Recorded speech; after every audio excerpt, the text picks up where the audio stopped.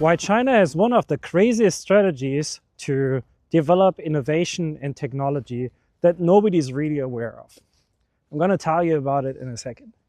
Everybody's talking about China is like dominating this sector or this industry. They are now in NEVs or in energy, this leading. But here is the thing. They are also developing strategies where they are focusing on the individuals, how to empower the innovators of tomorrow. And this is something everybody in the industry of startups is currently looking at. Okay, where can I get still my VC funding from? What kind of startup competitions can I participate in? And then China is often on the menu because they do a lot of advertisement and they are trying to attract innovators and entrepreneurs from all around the world. They say global innovation in Beijing, international startup competition in Shanghai, global entrepreneurship camp in Shenzhen, and they will say millions and millions of dollars for the entrepreneurs coming to China if you then win. And then from the outside, that is also including the embassies of the countries, they all think that the main purpose of these competitions is to attract international startups to land in China. But this is just a side story. They need the foreign faces to tell the story of we are international.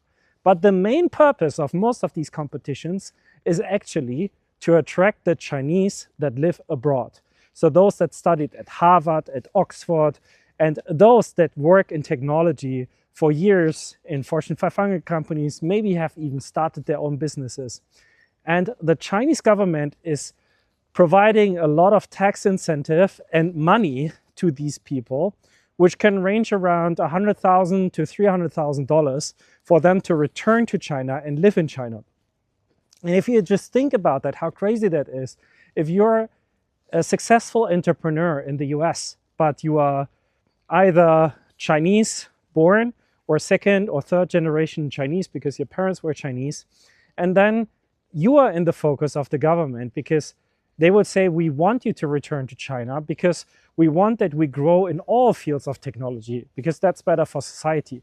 And then they're paying hundreds and hundreds and not, if not millions of dollars to nurture these kind of people. I come from Germany. This is like impossible to think about that Germany would say, we are going to pay $100,000 to bring me back, for example, to Germany, or all the Germans that live outside of Germany, in Thailand, in the US, and so on and so on. Never would they do that. And no other country in the world is actually doing that. So they are all neglecting actually the gold mine that they are sitting on because the national people, they have like the biggest potential. If you think about those that live abroad, they have the best education. They usually earn the best because they can choose where they live. You cannot just go outside of your home country and live somewhere else because for that you need a better education. And any country could do that to strengthen the talent war that's happening. But if you look at Germany or if you look at the US, everybody's talking about, oh, we have a shortage of talent. We need this, we need that. And then they're trying to attract internationals, but nobody's really focusing on bringing their own nationals back. And this is where China is leading the race for talent because they're just smarter. And this strategy will pay off in 5, 10, 15, 20 years. And it's already starting to pay off now because some of the companies that you see popping up in China, they are already the result of this kind of policy, attracting second or third generation Chinese coming back to China. Now, does that mean China doesn't want foreign entrepreneurs? No, that does not mean that.